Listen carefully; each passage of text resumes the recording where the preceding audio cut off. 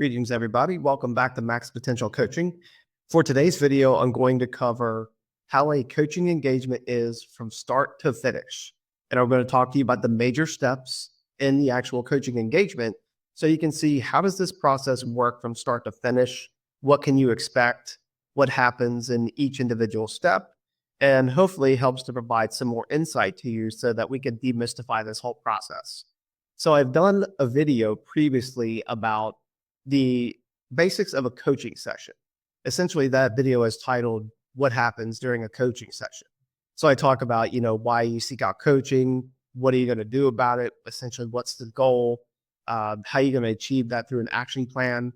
How are we going to measure these results? And then also the feedback you can give your coach. Think of that like the micro approach to the coaching session, and that this video itself will serve as the macro to the entire coaching engagement. So I will share a slide with you to help give you a visual, and we will go from there. So as I share my screen here, the first thing that we talk about is the discovery call.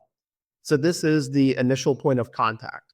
You might have an email with somebody. They might reach out to you from your website. They might just send you an email, maybe a phone call. It can be various things. So starting with the discovery call. This is when you essentially, as a coach, you meet your coachee. As the coachee, you're meeting your coach for the first time. So this is where you will discuss what exactly are you interested in coaching? What prompted you to reach out?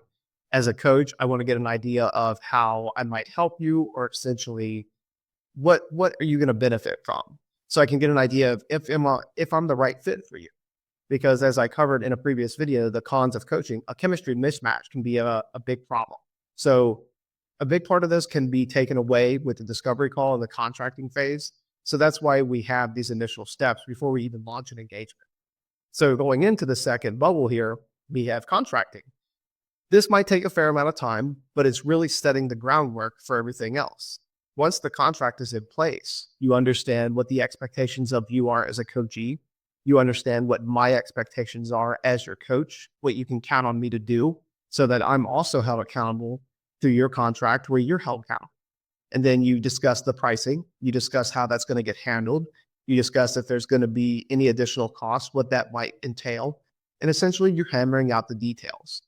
Now, before you even do these things, before you even launch your engagement, you go through the contracting and discovery call phase. We have to really go through the vetting process for each other.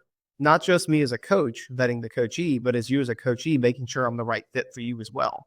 You might come to me and say, I really want to develop my personal life and my relationships with my family. I say, you know what? That's not really the type of work I do. Thank you for reaching out, but maybe I can refer you to somebody else. I do more professional development coaching.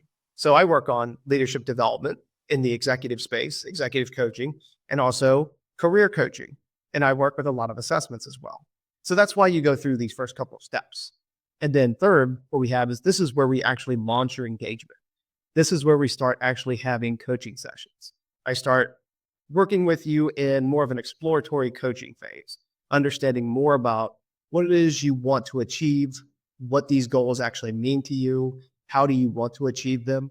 We start working towards understanding, maybe there's some assessments can help you understand your strengths or weaknesses, maybe a 360 assessment so we can get some feedback from your peers, from your manager, from your direct reports if you are in a management or leadership position.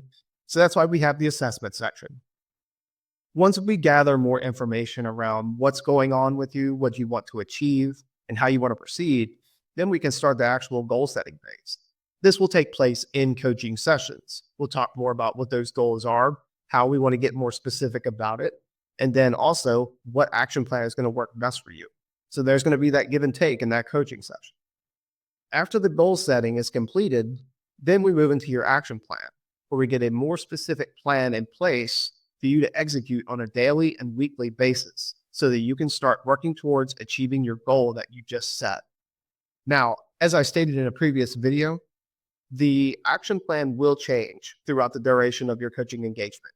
That is completely normal. Okay. So if you're changing your action plan, don't get worried about this. Don't think that it's a bad thing.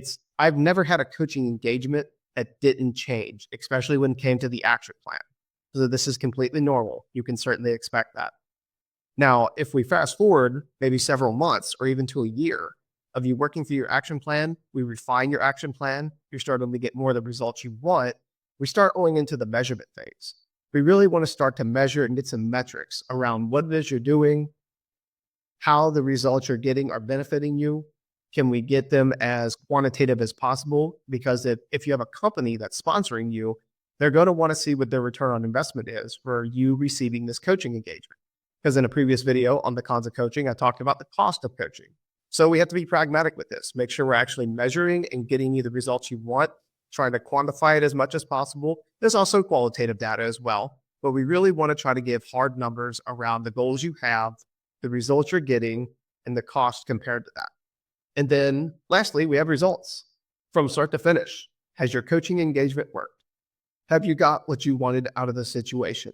Did you achieve your goal? Did you maybe achieve more than you had hoped? If you're not quite there yet, what are some additional things we can do to help get you those results? So essentially, high level, this is what your coaching engagement will look like. Each step has its own micro steps built into it to help make your engagement as successful as possible. So with that being said, that is kind of the macro approach to a coaching engagement.